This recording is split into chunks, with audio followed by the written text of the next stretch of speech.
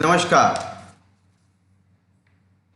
मैं समझता हूं कि आप सब लोग मुझे सुन पा रहे होंगे और थोड़ी सी टेक्निकल प्रॉब्लम की वजह से हम लोगों को डिले हुआ। मैं doctor Vinod Jain king George चिकित्सा विश्वविद्यालय में सर्जरी विभाग का प्रोफेसर हूं। मैं समझता हूं कि आप सब लोग मुझे सुन पा रहे होंगे और थोड़ी सी टेक्निकल और पैरामेडिकल संकाय का डीन हूं। Associations of surgeons of India UP chapter का मैं प्रेसिडेंट इलेक्ट भी हूं। हमको सुनने वाले हमारे यूट्यूब व्यूअर्स, खास तौर से हमारे छात्र छात्राएं, मेडिकल, नर्सिंग, पैरामेडिकल और अन्य शिक्षण संस्थानों के छात्र छात्राएं तथा अन्य सभी जन, आप सभी अपने जीवन में आगे बढ़ना चाहते हैं। सभी के मन में कुछ न कुछ कर गुजरने की इच्छा होगी, मगर क्या आप आगे बढ़ सकते हैं अकेले? बढ़ सकते हैं, मगर हो सकता है कि थोड़ी दूर जाने के बाद आपकी प्रगति रुक जाए। कोई भी काम करने के लिए आपको एक टीम की सहायता होती है, एक दूसरे के सहयोग की सहायता होती है। बहुत दिनों से ये बात मेरे मन में थी कि मैं अपने जीवन के अनुभवों को साझा करते हुए जो मैंने जीवन से सीखा और जिसको मैंने अपनाया आपको बता सकूं, जिससे कि मेरे अनुभव से आपको भी लाभ पहुंच सके। इसी क्रम में मोटिवेशनल लेक्चर सीरीज हमने शुरू करी है और इसका पहला विषय चुना है टीम वर्क। हम सभी जानते हैं कि प्रगति के लिए हमें लोगों का सहयोग चाहिए।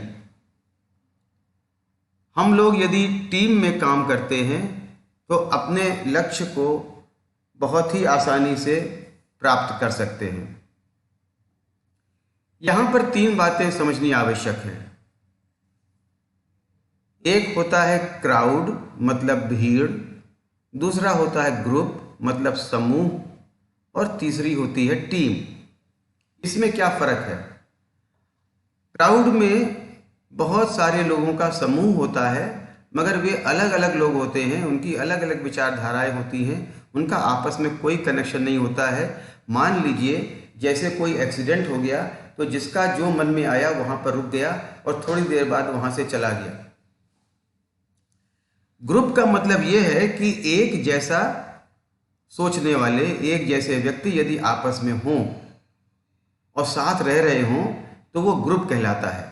चाहे डॉक्टर्स का ग्रुप हो, चाहे नर्सेस का ग्रुप हो, चाहे पैरामेडिकल्स का ग्रुप हो, चाहे लॉयर्स का ग्रुप हो, या चाहे विद्यार्थियों का ही एक अपना ग्रुप हो, मगर हर एक के अपने अपने लक्ष्य होते हैं, हर एक के अपनी अपनी थिंकिंग होती है, वे एक दूसरे के ऊपर निर्भर नहीं करते।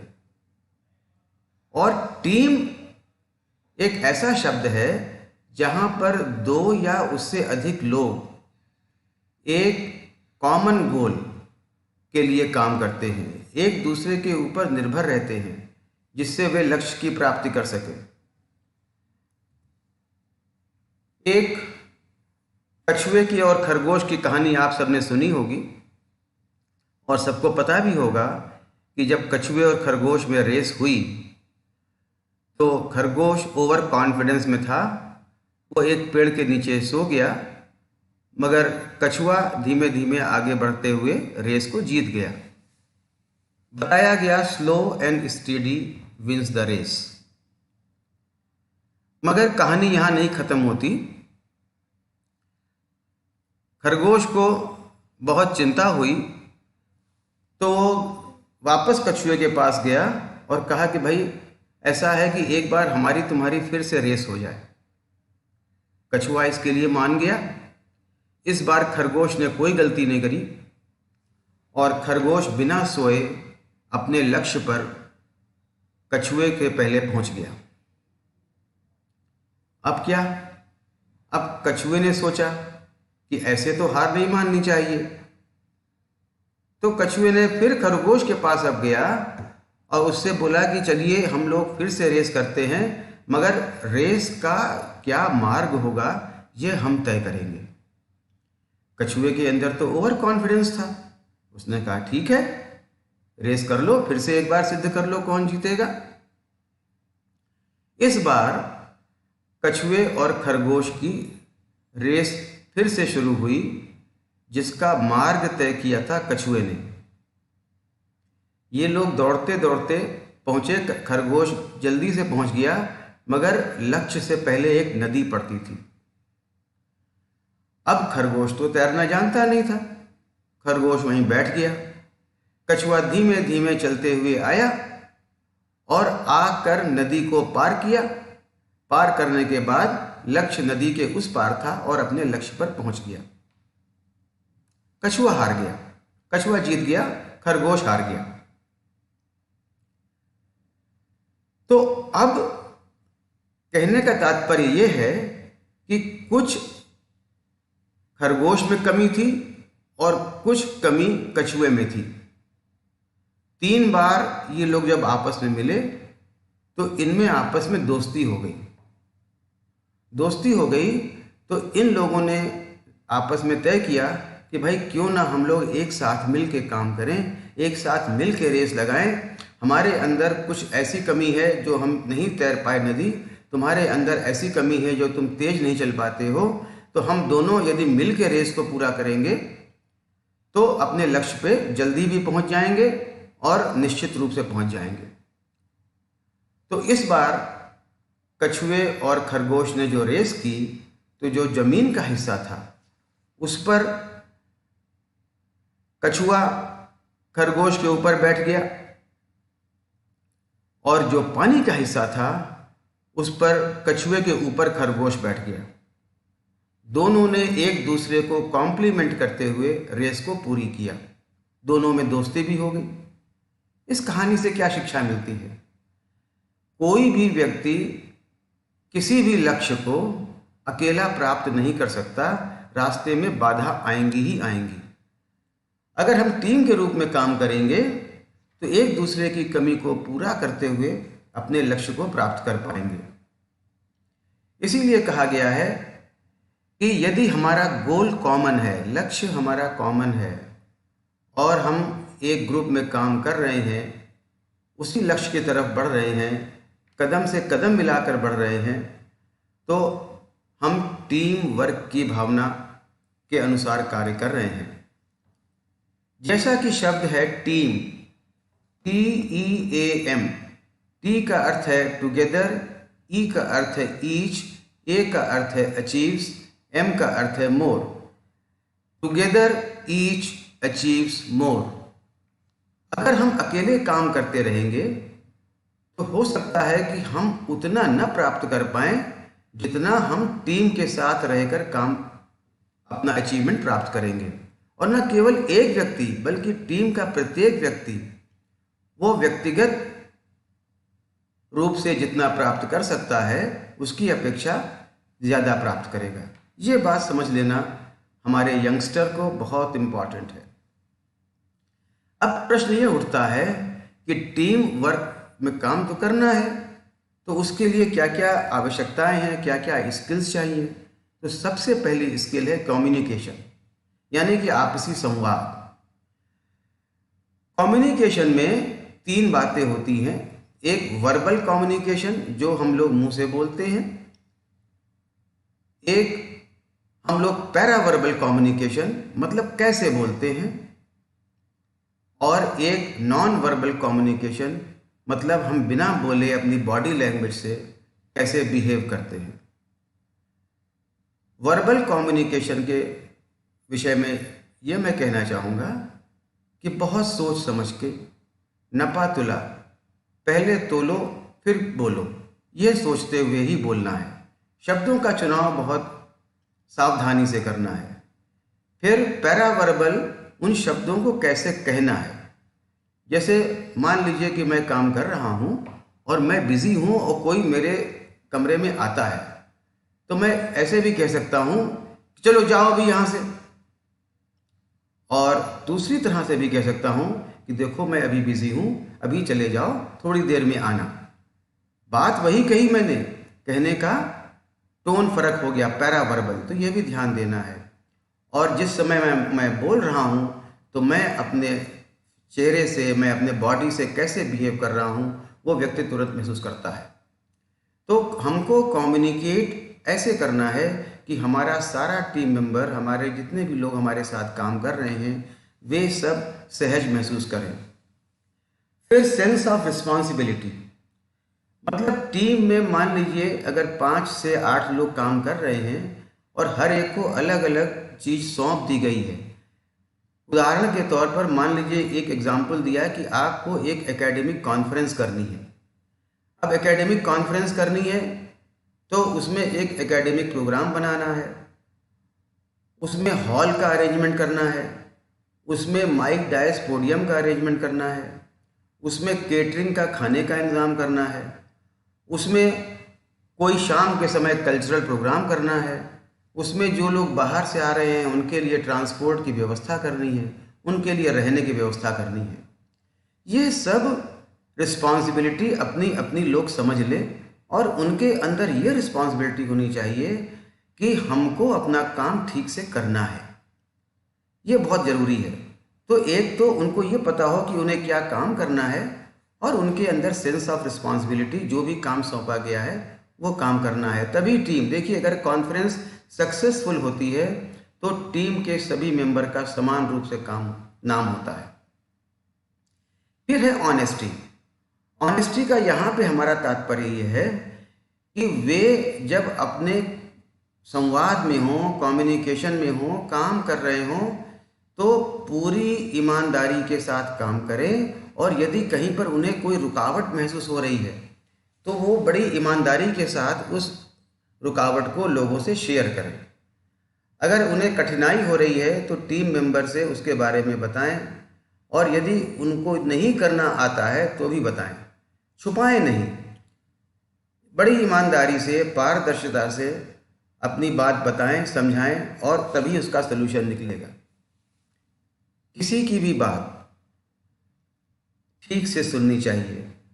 कई लोग ऐसे होते हैं कि केवल कहने में विश्वास रखते हैं, दूसरे की बात नहीं सुनते। जब हम टीम में काम करते हैं तो टीम के सभी सदस्यों को प्रॉपरली सुनना चाहिए।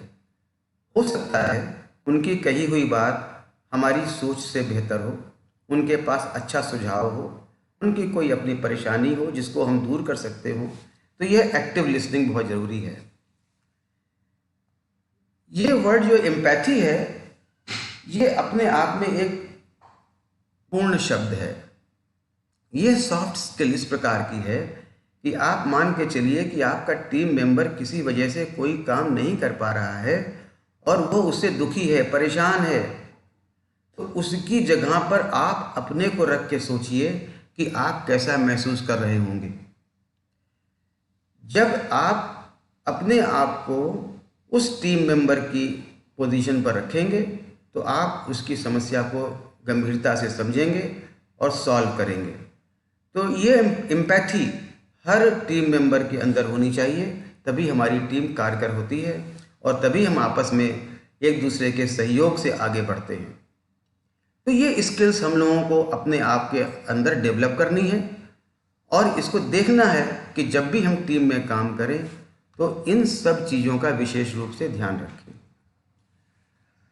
इफेक्टिव टीम वर्क, यानी कि जब हम टीम वर्क में काम कर रहे हैं तो किस प्रकार से वो काम हमारा अच्छा माना जाए। इसमें एक चीज़ होती है हाई लेवल ऑफ इंटरडिपेंडेंस, मतलब एक दूसरे के ऊपर निर्भर रहना। यहाँ पर ट्रस्ट का भी इम्पॉर्टेंस है। मतलब कहने का ये है कि अगर आपस में भरोसा नहीं होगा उन लोगों में तो वो ठीक से काम नहीं हो पाएगा। फिर मैं उदाहरण देता हूँ आपकी एकेडमिक कॉन्फ्रेंस का। मान लीजिए किसी को आपने हॉल का अरेंजमेंट सौंप दिया है, तो आपने उसके ऊपर भरोसा रखिए कि वो काम अच्छा करेगा और उसके ऊपर निर्भर रहिए। जब उसको आवश्यकता होगी तो वो आपसे मिलेगा और आपकी सहायता मांग लेगा। यह सोच के आपको बहुत ही हाई लेवल ऑफ इंटरडिपेंडेंस के ऊपर काम करना है। साथ ही साथ आपका जो संवाद है वो बिल्कुल ओपन होना चाहिए, खुला होना चाहिए। यदि कहीं कोई बात खराब लग रही है तो भी बता देनी है, कहीं कोई रुकावट आ रही है तो भी बता देनी है, कहीं कोई अपनी कमी है तो वो भी बता देनी है, जिससे कि हमारा काम बाधित ना हो। हम किसी भी जिम्मेदारी के रूप में काम कर रहे हैं, अल्टीमेटली वो जो टास्क दिया गया है हमको, वो टास्क कॉन्फ्रेंस ठीक कराने का, वो सक्सेसफुल हो। इसके लिए यह भी ज़रूरी है कि सभी टीम मेंबर आपस में कम्युनिकेट करें। अब ये कम्युनिकेट कैसे करने हैं? आप व्हाट्सएप ग्रुप बना सकते हैं, आप ईमेल के द्वारा भी कांटेक्ट कर सकते हैं, टेलीफोन के द्वारा भी कर सकते हैं, या आपस में मिलकर भी कर सकते हैं। नॉर्मली आजकल व्हाट्सएप के ज़माने में अगर आप कोई टीम में काम कर रहे हैं तो आप अपनी टीम का एक व्हाट्सएप ग्रुप बना लें और बनाने के बाद वो सब कम्युनिकेट करते रहें, जिससे आपकी प्रोग्रेस सारे टीम मेंबर्स को मालूम चलती रहे। फिर जब साथ में काम करेंगे तो कुछ न कुछ गतिरोध होगा, आपस में मनमुटाव होगा, जो सोच आपकी होगी वह सोच दूसरे की नहीं होगी। तो क्या ऐसे में आपस में लड़ाई करना है? बिल्कुल नहीं। आपस में मिलजुल कर बातचीत के माध्यम से, संवाद के माध्यम से उस गतिरोध को दूर करना है। क्यों? क्योंकि हमारा लक्ष्य कॉमन है, एक ही लक्ष्य है। तो उस लक्ष्य को प्राप्त करने के लिए यदि आपस में कुछ मनमुटाव भी होता है, कुछ डिफरेंस ऑफ ओपिनियन भी होती है, तो उसको भी सुलझा लेना है। कई बार कॉन्फ्लिक्ट से अच्छे परिणाम मिलते हैं। माननीय अटल बिहारी वाजपेयी जी कहते थे कि विरोध करिए मगर ये रचनात्मक विरोध होना चाहिए, केवल विरोध के लिए विरोध नहीं होना चाहिए। कहने का तात्पर्य यह है कि यदि कोई बात आपको ठीक नहीं लग रही है तो उसका सल्यूशन लेके सामने आइए, और उसको सल्यूशन को जब इम्प्लीमेंट करेंगे तो हो सकता है कि एक टीम बेहतर सल्यूशन के साथ आगे बढ़े। इसके लिए ज़रूरी है कोऑर्डिनेशन। जैसा कि बताया मैंने कि मान लीजिए आप कॉन्फ्रेंस कर रहे हैं तो हर एक को अपनी अपनी काम मालूम है और वो किसने कितना काम किया एक दूसरे को बता रहा है संवाद के माध्यम से, जिसमें किसी को कोई कंफ्यूजन ना हो और सब आपस में एक दूसरे को कोऑर्डिनेट करके आगे बढ़ते रहें। यहाँ पर एक टर्म आता है इफेक्टिव और एक टर्म आता है एफिशिएंट। उदाहरण देना चाहूँगा कि मान लीजिए कि एक मोटरसाइकिल है, उससे 20 किलोमीटर दूर जाना है। तो एक मोटरसाइकिल आपको 20 किलोमीटर दूर ले जाती है मगर टाइम ज़्यादा लगाती है और पेट्रोल की खपत भी ज़्यादा होती है। उसी प्रकार से दूसरी मोटरसाइकिल है, वो भी आपको 20 किलोमीटर ले जाती है मगर उसमें पेट्रोल कम खर्च होता है और आपको जल्दी पहुंचाती है। तो दूसरी मोटरसाइकिल ज़्यादा एफिशिएंट हुई। तो हमको इफेक्टिव होने के साथ साथ एफिशिएंट भी होना है, मतलब कम मेहनत में ज़्यादा काम और जल्दी अपने लक्ष्य को प्राप्त करके दिखाना है। और ये तभी हो सकता है जब हम लोगों ने टीम वर्क स्किल्स सीख रखी हों और एक ऐसे आपसी सहयोग से काम कर रहे हों। यहाँ पर जब हम टीम में काम करते हैं तो एक होती है टीम डायनेमिक्स, यानी कि टीम कैसे काम करती है। तो जब हम कोई विचार हमारे मन में आता है काम करने का, फिर से एग्जाम्पल मैं दे रहा हूँ, कॉन्फ्रेंस मान लीजिए एकेडमिक करनी है, तो एक विचार आया कि एक कॉन्फ्रेंस करनी है तो उसमें हमको एक टीम बनानी है, फॉर्मिंग स्टेज पे आए। कुछ ग्रुप मेंबर, कुछ हमारे टीम मेंबर इकट्ठा हुए और अलग अलग टीम मेंबरों का चुनाव किया, उनकी योग्यता के अनुसार चुनाव किया। ऐसा नहीं है कि सारे लोग एक ही जैसे हों। अब मान लीजिए क्रिकेट की टीम है, क्रिकेट की टीम में सारे बैट्समैन हो जाएं तो क्या वो टीम जीतेगी? या सारे बॉलर हो जाएं तो क्या वो टीम जीतेगी? या सारे विकेट कीपर हो जाएं या सारे फील्डर अच्छे हों तो वो टीम नहीं जीतेगी। तो हमें बैट्समैन भी चाहिए, हमें बॉलर भी चाहिए, हमें अच्छा विकेट कीपर भी चाहिए, अच्छा फील्डिंग करने वाला भी चाहिए, और उनका कप्तान ऐसा हो वो जो इन सब का ठीक से उपयोग कर सके। तो टीम जब बनाते हैं तो एक फॉर्मिंग स्टेज आती है, हमारा जैसा वर्क है उस वर्क के अनुसार और हमारे टीम मेंबर की क्षमता के अनुसार एक टीम बनाते हैं। ये स्टेज आ गई फॉर्मिंग की। जब ये टीम मेंबर्स आए तो ये आपस में बात करेंगे कि कैसे हमको ये गेम जीतना है, तो उसके ऊपर एक रणनीति तैयार होगी, स्टॉर्मिंग होगी। मान लीजिए कि इंडिया इंग्लैंड का मैच होना है, तो इंग्लैंड से मैच कैसे जीतना है इसके ऊपर चर्चा होगी। सारे खिलाड़ी अपने अपने मंतव्य, अपने वक्तव्य रखेंगे। उसमें हो सकता है कि एक की बात दूसरा आदमी ना माने, मगर स्टॉर्मिंग होगी। स्टॉर्मिंग का मतलब ब्रेन स्टॉर्मिंग। ये लोग ब्रेन स्टॉर्मिंग करेंगे, एक रणनीति बनाएंगे। ये आपके चाहे खेल का मैदान हो, चाहे आपका कॉरपोरेट सेक्टर हो, चाहे आपका कोई बिजनेस हो, चाहे आपकी कोई कॉन्फ्रेंस हो, चाहे आपके घर में कोई शादी ब्याह हो या कोई फंक्शन हो, हमेशा आप महसूस किया होगा कि सब लोग आपस में एक दूसरे से वाद संवाद करके निर्णय लेते हैं। मगर यहाँ यह ध्यान देना है कि आपस के मतभेद को इतना नहीं उपजा देना है कि हम किसी लक्ष्य पे या किसी निर्णय पर ना पहुँच पाएँ। जब ब्रेन स्टॉर्मिंग करते हैं तब हम लोग एक नियम तय करते हैं, नॉर्मिंग। शांत हो जाते हैं, अब समझ में आ जाता है कि हाँ हमको इस प्रकार से आगे बढ़ना है और उसके नियम समझ लेते हैं। जब हमारी नॉर्मिंग हो जाती है तब हम परफॉर्म करने जाते हैं, तब हम एक टीम में, अगर क्रिकेट टीम में हैं तब हम खेल के मैदान में उतरते हैं। तो ये 4 स्टेज हैं। ये इन 4 स्टेजेस को जब भी हम अपना टीम वर्क में काम करें, जब भी अपना कोई प्रोजेक्ट बनाएं, जब भी हम अपना कोई व्यवसाय शुरू करें, जब भी हमें अपने जीवन में प्रगति करना है, साथ में सहयोग लें, तो चुनाव भी अच्छा होना चाहिए हमारी टीम मेंबर्स का, साथ में उनके साथ वाद संवाद भी होना चाहिए। फिर एक कॉमन मिनिमम जो हमारा बेस्ट पॉसिबल तरीका है आगे बढ़ने का वो तय करना चाहिए, और उसके बाद हमको आगे लक्ष्य प्राप्ति तक बढ़ते रहना है और चलते रहना है। टीम वर्क के फायदे ऐसा नहीं है कि पूरी टीम को तो होते ही हैं, साथ में अपने गुणों का भी विकास होता है। अब देखिए, टीम मेंबर में हर आदमी, जैसा आपने देखा कछुआ और खरगोश, ऐसे ही हर टीम मेंबर में कुछ ना कुछ विशेषता होती है। हर टीम मेंबर यूनिक होता है। ऐसा नहीं है कि कोई व्यक्ति परिपूर्ण है अपने आप में। मान लीजिए कोई अच्छा वक्ता है, कोई अच्छा लेखक है, कोई अच्छा संयोजक है, तो हम एक दूसरे से लगातार सीखते हैं और ऐसा सीखने से उसके गुण अपने अंदर ले लेते हैं, और जब हम अपने टास्क के बाद निकल के आते हैं तो कुछ ना कुछ अपने अंदर और नया पाते हैं। तो हर एक की जो अपनी व्यक्तिगत सीखने की क्षमता है वो भी बढ़ती है। हम जब अकेले कोई प्रॉब्लम सोचते हैं तो हमको सल्यूशन नहीं मिलता। हम अपने माता पिता से पूछते हैं, अपने भाई बहन से पूछते हैं, अपने दोस्तों से पूछते हैं। इसी प्रकार से जब हम टीम बनाते हैं तो टीम में जब कोई प्रॉब्लम रखते हैं, मान लीजिए कि आप कॉन्फ्रेंस कर रहे हैं और अगर हमारे पास पानी बरस गया तो क्या करेंगे? तो आप, एक तो ये हुआ कि पानी बरस गया तो चलिए भाई ऐसा है कि जगह चेंज कर लेंगे। कोई कहता है कि आपको वाटरप्रूफ टेंट लगा देंगे, कोई कहता है कि साहब हम इसको जो है हॉल के अंदर कर लेंगे, कोई कहता है कि हम डेट चेंज कर लेंगे। तो आपके अंदर अलग अलग लोगों से सॉल्यूशंस आते हैं, प्रॉब्लम सॉल्विंग आपकी पावर बढ़ती है, आपका थॉट प्रोसेस बढ़ता है। तो ये आपका पर्सनल गेन है कि आपको plan A, plan B, plan C और प्लान डी के बारे में मालूम होता है। तो जब भी आप कोई और आगे काम करेंगे, दूसरा काम करेंगे, तो आपको ये संभावनाएं सारी दिमाग में अपने आप आ जाएंगी। फिर हेल्दी कंपटीशन की भावना अंदर पैदा हो जाती है।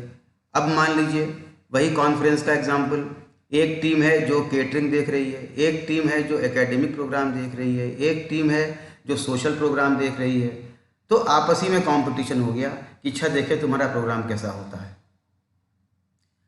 अब जो कल्चरल प्रोग्राम देख रहा है वो तो कहेगा कि साहब अच्छा देखो मैं अच्छा करके दिखाऊंगा, और जुट जाता है। एकेडमिक वाला कहता है कि मैं उससे अच्छा करके दिखाऊंगा, जुट जाता है। जो केटरिंग वाला कहता है कि देखो मेरा खाना इतना अच्छा होगा कि लोग बड़ी तारीफ करेंगे, और वो उसमें जुट जाता है। एक हेल्दी कंपटीशन की भावना पैदा होती है। हर आदमी अपने अपने क्षेत्र में ऐसा काम करना चाहता है जो दूसरे से बेहतर हो, और ऐसा करने से हमारे अंदर स्वतः पर्सनली एक हेल्दी कंपटीशन की भावना विकसित हो जाती है। फिर जब साथ में काम करते हैं तो संबंध जुड़ जाते हैं। जब टीम बनती है तो हो सकता है हम एक दूसरे को कम जानते हों। जब साथ में कई दिनों तक काम करते हैं तो एक दूसरे की अच्छाई, एक दूसरे की बुराई, एक दूसरे की पहुंच सब मालूम चलती है, एक बॉन्डिंग हो जाती है और ये बॉन्डिंग बहुत दिनों तक रहती है और इस बॉन्डिंग से बहुत लाभ होते हैं। कई बार जब आप परेशानी में होते हैं, आपका काम, आपका प्रोजेक्ट ख़त्म हो गया, उसके बाद भी आपने सोचा, महसूस किया होगा कि फ़ोन करते हैं, पूछते हैं कि हाँ हेलो, हम आपके साथ उस समय काम करते थे, अब इस समय मैं यहाँ पर हूँ और मुझे ये प्रॉब्लम हो गई है, क्या करूँ। तो तुरंत आपको रिकॉल करके आपका सहयोगी आपको जवाब देता है। तो आपका एक इतनी स्ट्रॉन्ग बॉन्डिंग हो जाती है, इतनी अच्छी अपॉर्चुनिटी है। अगर आप टीम में काम करते हैं, अच्छे से काम करते हैं, कम्युनिकेशन प्रॉपर रहता है, आपके बिहेवियर अच्छा है, बॉडी लैंग्वेज अच्छी है, आप प्रोग्रेसिव हैं, तो आपका रिलेशन भी बहुत स्ट्रांग होगा। फिर आप हमेशा मोटिवेटेड रहेंगे। आपकी टीम ने अच्छा काम किया तो आपको एक मोटिवेशन प्राप्त होगा कि भाई हम आगे भी अच्छा काम कर सकते हैं, दूसरे चैलेंजेस ले सकते हैं, दूसरी तरह से काम कर सकते हैं। एक शेयरिंग और केयरिंग की, अब ये कहने की आवश्यकता यहाँ पर नहीं है। जब हम 5 आदमी काम कर रहे हैं और 5 आदमी में किसी व्यक्ति की तबीयत खराब हो जाती है तो हम तुरंत उसके लिए दौड़ के दवाई ले आते हैं या डॉक्टर को दिखाते हैं, या मान लीजिए बुखार हो गया है तो उसकी कोल्ड स्पंजिंग करने लगते हैं। तो ये अपने आप नेचुरल, ये नहीं कि छोड़ के चले गए, क्योंकि टीम में काम कर रहे हैं ना। तो जब टीम में काम कर रहे हैं तो वो हमारे टीम का सदस्य है, हमारे परिवार का सदस्य है। तो स्वतः ही ऐसा काम करते करते अपने अंदर शेयरिंग और केयरिंग की भावना पैदा हो जाती है, जो आज के युग में बहुत ज़रूरी है। और बगैर शेयरिंग और केयरिंग की भावना पैदा किए हम आगे नहीं बढ़ सकते। स्कूलों में, कॉलेजों में आपने टग ऑफ वॉर देखा होगा, रस्साकशी देखी होगी। कौन जीतता है? दोनों तरफ लगभग समान पावर वाले रस्सा पकड़े होते हैं, मगर जीतता वही है जो सब एक साथ एक ही दिशा में बल लगाता है, वो जीत जाता है। और अगर दूसरी तरफ के लोग बल दिए उनके पास मगर अलग अलग समय पर लगा रहे हैं, एक साथ नहीं लगा रहे हैं, तो वे हार जाते हैं। कहने का अर्थ यह है कि सिनर्जी, जब आप काम कर रहे हैं तो सब लोग मिल के एक दिशा में एक ही लक्ष्य की तरफ जब काम करेंगे तो आपकी जीत अवश्य होगी। पक्षियों को उड़ते हुए आपने बहुत देखा होगा और आप लोगों में से बहुत लोगों ने ये गीज स्टोरी पढ़ी भी होगी। इसका टीम वर्क के साथ बहुत गहरा संबंध है। कनाडा में ये जो गीज होती हैं, पक्षी होते हैं, उनको ठंड में बहुत ठंड लगती है। ठंड से बचने के लिए वे अमेरिका की तरफ उड़ते हैं और बड़ी लंबी यात्रा होती है। तो वे हमेशा एक वी के आकार में उड़ते हैं। वी के आकार में उड़ते हुए आगे बढ़ते हैं। तो जैसा आप देख रहे हैं कि वी के आकार में उड़ते हुए आगे एक पक्षी है और इसके पीछे बाकी पक्षी एक आकार में आ रहे हैं। वैज्ञानिकों ने बताया कि इस तरह से पक्षियों के उड़ने की वजह से ये 70% ज़्यादा डिस्टेंस कवर कर लेते हैं अगर ये ग्रुप में रहते हैं। अगर एक अकेला पक्षी कनाडा से अमेरिका आ रहा होता तो वो कम डिस्टेंस तय कर पाता उतने समय में यदि वे समूह में यात्रा करते हैं। 70%। इसका मतलब क्या हुआ कि अगर आपने शेयरिंग करी है, एक कॉमन डायरेक्शन में टीम वर्क के तरह से काम किया है, तो आप अपने लक्ष्य को जल्दी और कम मेहनत से प्राप्त कर सकते हैं, क्योंकि एक की उड़ान से दूसरे को फायदा हो रहा है। दूसरा ये सिखाता है कि आपको एक फॉर्मेशन में ही रहना है, मतलब एक वी का आकार, मतलब एक डिसिप्लिन। आप टीम में हैं लेकिन अपनी मर्यादाओं में बंधे हुए हैं, एक डिसिप्लिन में हैं, एक साथ चल रहे हैं। इनमें से यदि कोई एक पक्षी ये सोचता है कि मैं सबके साथ में क्यों रहूं, वो अलग हो जाता है। तो जब वो अलग हो जाता है तो उसको लगता है कि अब उसके ऊपर एयर का रेजिस्टेंस बहुत ज़्यादा बढ़ गया, वो आगे नहीं बढ़ पाता और वो तुरंत दल में शामिल हो जाता है। तो इसका मतलब क्या हुआ कि हम टीम में काम करते करते कभी मन में ये विचार ना आए कि मुझे टीम में काम करने की आवश्यकता ही नहीं है, मैं तो स्वयं में इतना सक्षम हूँ कि मैं इन सबसे बेहतर काम कर सकता हूँ। ऐसी भावना मन में नहीं आनी चाहिए। फिर इंटरडिपेंडेंस। इंटरडिपेंडेंस का अर्थ ये है, ये जो पक्षी है जो आगे उड़ रहा है, इस पक्षी थोड़ी दिनों बाद ये, क्योंकि इसको तो सपोर्ट ज़्यादा मिल नहीं रहा है, तो ये थक जाएगा। जब ये थक जाएगा तो ये पक्षी क्या करेगा, ये पक्षी आगे से पीछे की तरफ आ जाएगा और इसके पीछे वाला पक्षी आगे चला जाएगा। मतलब क्या हुआ कि एक दूसरे का सहयोग लेते रहना है। यदि हमारे पास कार्य की अधिकता हो गई है कोई कार्य करने में, तो अपनी टीम मेंबर से सहायता प्राप्त करने में कोई संकोच नहीं होना चाहिए। टीम लीडर हमेशा शेयरिंग होनी चाहिए। ये नहीं कि हम लीडर बन गए तो हम हमेशा के लिए लीडर हैं। आप थक जाएंगे, आपको बराबर टीम मेंबर की तरह से काम करना है। अब वो लीडरशिप के थोड़ी देर दूसरे को दे दीजिए और आप आगे बढ़ जाइए। फिर आप देखते होंगे ये पक्षी चलते हैं तो आवाज़ करते हुए चलते हैं, हॉन्क करते हैं। ये क्या करते हैं, हॉन्क का क्या मतलब है? जब उड़ते हैं तो चुपचाप नहीं उड़ते, ची ची ची ची ची ची ऐसे करके उड़ते हैं। तो ये आपस में बात कर रहे होते हैं, आपस में कम्युनिकेट कर रहे होते हैं, एक दूसरे को बढ़ावा दे रहे होते हैं, एक दूसरे का उत्साहवर्धन कर रहे होते हैं। तो टीम में बात करते, काम करते समय यह भी जरूरी है कि हमारा संवाद भी हो और हम एक दूसरे को प्रोत्साहन देते रहें। कभी कभी ऐसा होता है कि इनमें से कोई एक पक्षी बीमार हो जाता है और वो नीचे की तरफ गिर जाता है। जब नीचे गिर जाता है तो इसके साथ के दो पक्षी ये भी इसी पक्षी के साथ में नीचे आ जाते हैं जमीन पर, और इस बीमार पक्षी के साथ जब तक रहते हैं जब तक या तो ये ठीक नहीं हो जाता अथवा इसकी मृत्यु नहीं हो जाती। इसका कहने का मतलब ये हुआ कि जब हम टीम में काम कर रहे हैं तो हमारा कोई सदस्य यदि किसी मुश्किल वक्त से गुजर रहा है, चाहे पर्सनली चाहे प्रोफेशनली, तो हम उसके साथ खड़े हों। उस टीम मेंबर को लगे कि हमारा टीम एक परिवार है, भले ही उसको कोई घरेलू समस्या भी हो तो हम उसके साथ में खड़े हों। तो जब ये भावना मन में होगी तो टीम निश्चित रूप से हमारी आगे बढ़ेगी और हम उस कॉमन गोल को बहुत ही इफेक्टिवली प्राप्त कर सकते हैं। ऐसा नहीं है कि टीम वर्क में सब कुछ अच्छा होता है। हमारी टीम वर्क में कुछ चैलेंजेस भी हैं। चैलेंजेस ये होते हैं कि जब आपकी टीम बट गई तो कुछ टीम मेंबर्स अपनी ड्यूटी से बचते हैं, अपनी रिस्पॉन्सिबिलिटी लेने से बचते हैं और सोचते हैं कि ये ज़्यादा रिस्क वाला काम है, इसको हम नहीं लेंगे, किसी दूसरे को दे देंगे। ये नहीं सोचना है।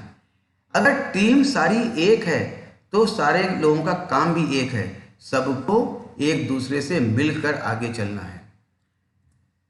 फिर कई लोग ऐसे होते हैं जो पक्षपात पूर्ण निर्णय लेते हैं, skewed influence over decisions. Team एक निर्णय ले रही है तो उस एक व्यक्ति अपना उसका नहीं स्वार्थ होगा, उस स्वार्थ के अंतर्गत वो निर्णय ले लेंगे या वो डोमिनेट करेंगे एक दूसरे के ऊपर और अपनी ही बात मनवाने का प्रयास करेंगे। आपने भी महसूस किया होगा कि जब टीम बनती है तो किसी एक व्यक्ति कोई ना कोई डोमिनेट करने लगता है। तो ऐसा नहीं करना चाहिए, डोमिनेट बिल्कुल नहीं करना है। जब हमारे सारे कार्य बट गए हैं, अपना अपना कार्य करना है, सबके विचार सुन के और उसके विचार के अनुसार एक कॉमन निर्णय लेकर आगे बढ़ना है। अगर हम अपनी बात ठीक से दूसरे को समझा सकते हैं तो समझानी है, उसके ऊपर थोपनी नहीं है। दूसरे के ऊपर बराबर विश्वास रखना है। ये नहीं कि किसी को जो काम सौंप दिया उसके पीछे भाई देखो काम हुआ कि नहीं हुआ, कर पाएगा कि नहीं कर पाएगा। अरे नहीं कर पाएगा तो इतना विश्वास रखिए कि वो आपको आके बताएगा, आपकी सहायता लेगा और आपके साथ मिल के काम करेगा। तो विश्वास तो करना ही पड़ेगा, सारा काम एक आदमी स्वयं नहीं कर सकता। इसलिए अगर हमको बड़ा लक्ष्य प्राप्त करना है तो हमको एक दूसरे के ऊपर विश्वास भी रखना पड़ेगा। कॉन्फ्लिक्ट, अब आप देख रहे हैं कि दो भेड़िया आपस में लड़ रहे हैं। कॉन्फ्लिक्ट, ये स्थिति आएगी। आपको कॉन्फ्लिक्ट अगर आ रहा है, आपके अंदर गतिरोध पैदा हो रहा है, तो उसमें लड़ना नहीं है, एक दूसरे से मुंह नहीं फुलाना है, बल्कि उस कॉन्फ्लिक्ट को बातचीत के माध्यम से तय करना है। उसको ये मालूम करना है कि देखो भाई तुम्हारी सोच ऐसी है, मेरी सोच ऐसी है, जैसे 6 और 9, आपको ये 6 दिख रहा है, हमको ये 9 दिख रहा है, दोनों सही हैं, मगर हम लोगों को आगे बढ़ना है। तो केवल और केवल कम्युनिकेशन और अपना पक्ष उसको बता के कॉन्फ्लिक्ट का रिजोल्यूशन करना है। टीमिंग स्किल, जैसा मैंने बताया किसी किसी में नहीं होती है, तो उसको डेवलप करना है और तभी टीम में शामिल होता है। और टास्क आपको नहीं आता। अब मान लीजिए आप कैसे ये उम्मीद करते हैं कि एक कलछी से हथौड़े का काम लिया जा सकता है? हथौड़े से हथौड़े का ही काम लिया जाएगा, पेचकस से पेचकस का ही काम लिया जाएगा। तो जब टीम बना रहे हैं तो ये सोच के बनाएं कि किस व्यक्ति से कौन सा काम लिया जा सकता है। ये बहुत ज़रूरी है और उसी के हिसाब से उसको काम सौंपा जाए। ऐसा ना हो कि टीम बनाते समय किसी व्यक्ति को जिसको ड्राइविंग नहीं आती है उसको ड्राइविंग का काम सौंप दिया जाए, तो क्या होगा? वो आपके दबाव में काम तो ले लेगा, बता भी नहीं पाएगा ठीक से, और कहीं ना कहीं जाके एक्सीडेंट हो जाएगा, आपका सारा काम चौपट हो जाएगा। कई बार ये लोग करते हैं कि बहुत सारे मेंबर टीम में शामिल कर लेते हैं, बड़ी टीम बना लेते हैं। मैं बता देना चाहता हूं कि एक छोटी और ट्रेंड टीम बड़ी और अनट्रेंड टीम से कहीं बेहतर होती है, उसका प्रोडक्शन ज़्यादा होता है। तो जितने भी कॉरपोरेट्स हैं, आप देखिए वहाँ पर छोटी टीम बनाते हैं और उनको टारगेट देते हैं, छोटी छोटी कई टीमें बनाते हैं। एक टीम में आप 50 मेंबर रख देंगे तो आपका काम करने में आपको परेशानी होगी। अगर मान लीजिए कोई आपदा भी आती है और वहाँ पर हमको 1000 लोगों को भेजना है, तो उनमें भी एक छोटी छोटी टीमें बनाकर कई टीमें भेजनी चाहिए। तो हमको छोटी टीम बनानी चाहिए। और ये आजकल दुर्भाग्य है कि जो नेपोटिज्म है, भाई भतीजावाद है या फेवरेटिज्म है, अपनी टीम में हम लोग शामिल कर लेते हैं कि भाई ये चीज़ इसको दे दो, ये काम ये करेगा, ये जानते हुए भी कि वो उस काम के योग्य नहीं है, बगैर योग्यता के वो काम दे दिया जाता है। जिस टीम में ऐसा होता है उस टीम का फेलियर निश्चित है। जब भी टीम बनाएं तो उसके अनुसार जो टीम मेंबर है उसकी योग्यता के अनुसार ही उसको काम देना चाहिए और ये भाई भतीजावाद या फेवरेटिज्म से ऊपर उठना चाहिए। एक कहानी आपको बताता हूँ।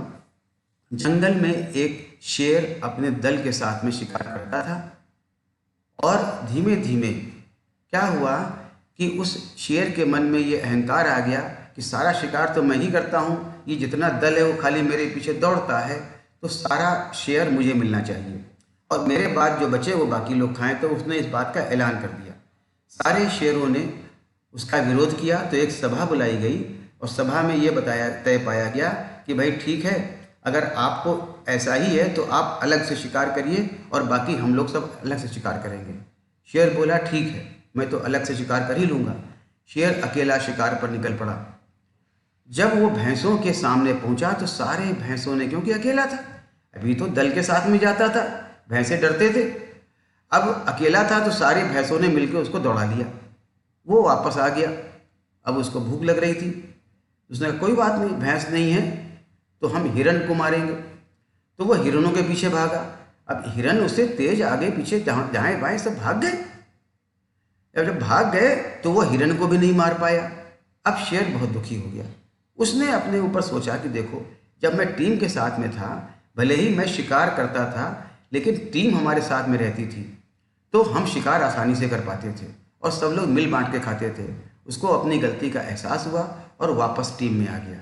तो मित्रों, यही बात हमको सोचनी है कि यदि टीम में काम करते करते कभी मन में अहंकार आ जाए कि इतनी बड़ी टीम का हमसे क्या मतलब है, सारा काम तो मैं खुद ही कर रहा हूँ या कर रही हूँ, तो जरूर उस व्यक्ति का विनाश होने वाला है।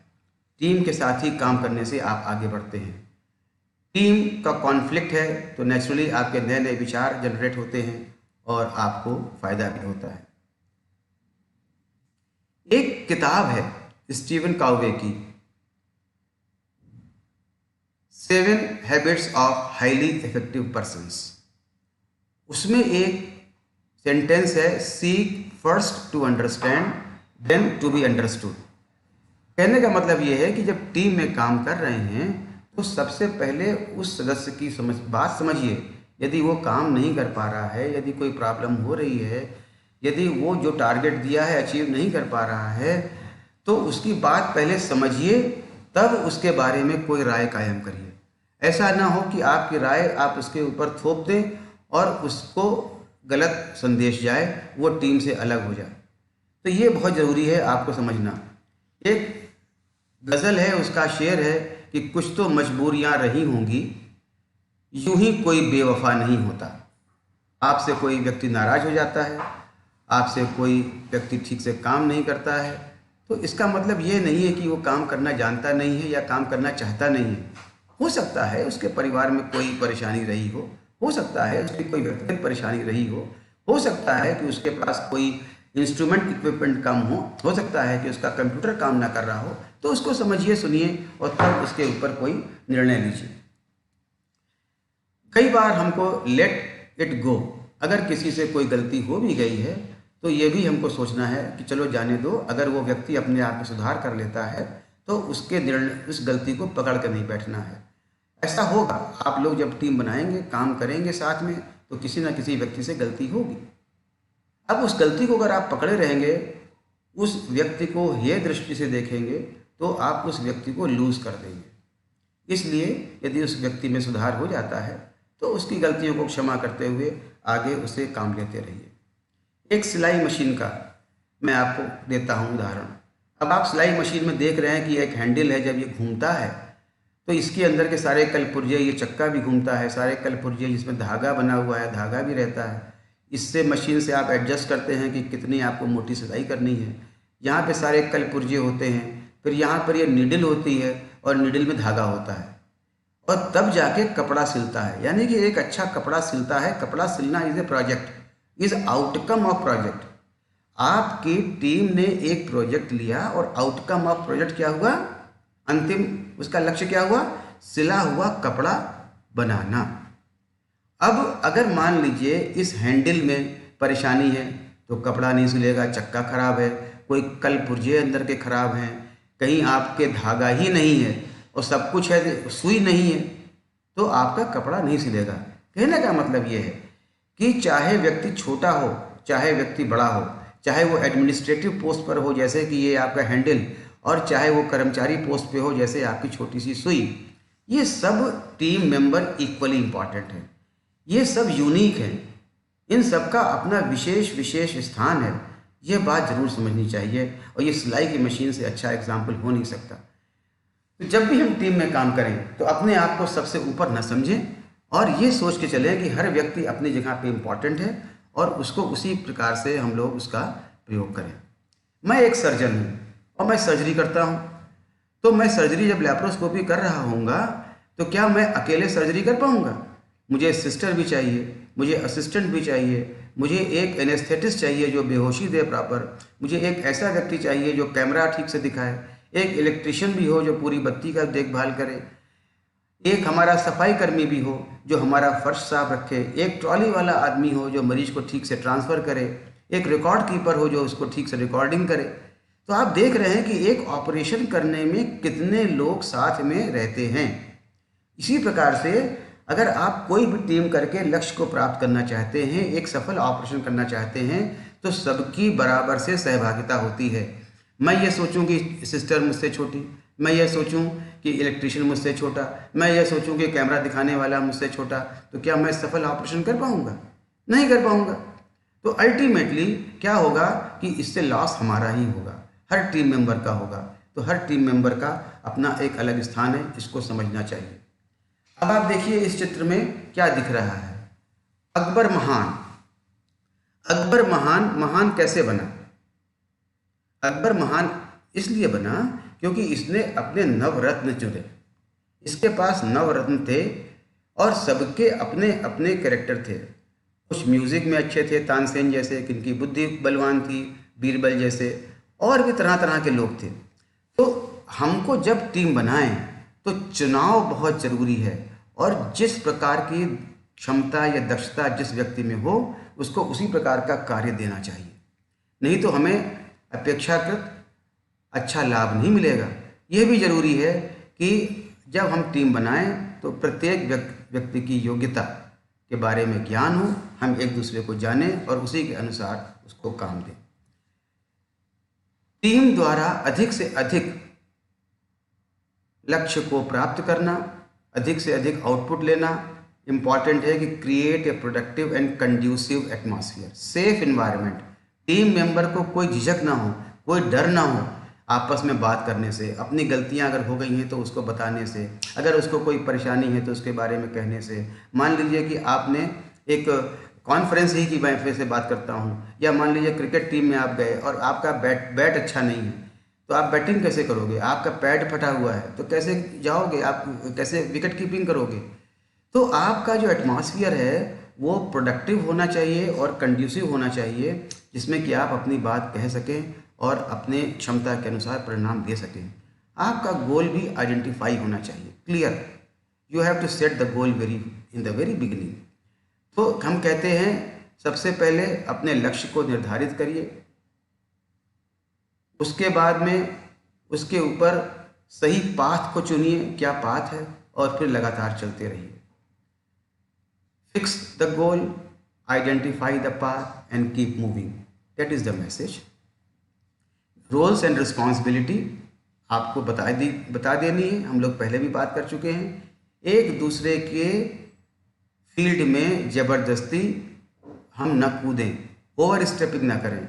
ये ना हो कि जिसको केटरिंग दे दी वहाँ पर भी हम जाके अपनी राय, अपनी बॉसेस में दिखा रहे हैं। हाँ, आवश्यकता है, वो पूछता है या पूछती है तो ज़रूर दिखाएंगे, ज़रूर बताएंगे, लेकिन ओवर स्टेपिंग नहीं करेंगे, उसको ठीक से काम करने देंगे। ओपनली उसके साथ संवाद रखेंगे, इसके बारे में हम लोग चर्चा कर चुके हैं। और इस बात पे विश्वास रखेंगे कि कोई व्यक्ति छोटा अथवा बड़ा नहीं है, हर व्यक्ति अपने आप में अनोखा है, यूनिक है, उसके अंदर अपनी एक क्षमता है, उसका उपयोग करेंगे। जो टीम मेंबर, जैसे मैंने कहा अकबर और बीरबल, या अकबर ने 9 रत्न रखे, तो अपनी टीम को जब मेंबर रख रहे हैं तो उनकी स्किल्स को पहचानें और उन्हीं के अनुसार उनको काम सौंपें। सबसे इम्पॉर्टेंट है ऑनेस्ट फीडबैक। जब हमारा कार्य समाप्त हो जाए तो सारे टीम मेंबर आपस में मिल के बैठें और एक दूसरे को फीडबैक दें। फीडबैक देने में ये ना हो कि भाई हमने आपको गुडी बन के दे रहे हैं। जो गलती हुई है उस गलती को एक्सेप्ट करें और आगे वो गलती ना हो इसके लिए प्रयास करें। No one can whistle a symphony, it takes a whole orchestra to play it. मतलब अगर एक संगीत रचना कोई अकेला आदमी नहीं कर सकता, उसके लिए बहुत सारे आपको वाद्य यंत्र वाले चाहिए जो एक साथ एक ही तरह से वाद्य यंत्र बजा रहे हों, तभी आपकी सिम्फनी, तभी आपका संगीत सबको अच्छा लगेगा। हमें आशा है कि आपको हमारी बात पसंद आई होगी और आप इन चीज़ों का पालन करेंगे। अगले शनिवार को हम आपके साथ 11 बजे फिर से किसी दूसरे विषय पर लेकर उपस्थित होंगे। तब तक के लिए बहुत बहुत शुभकामनाएं और डॉक्टर विनोद जैन का नमस्कार।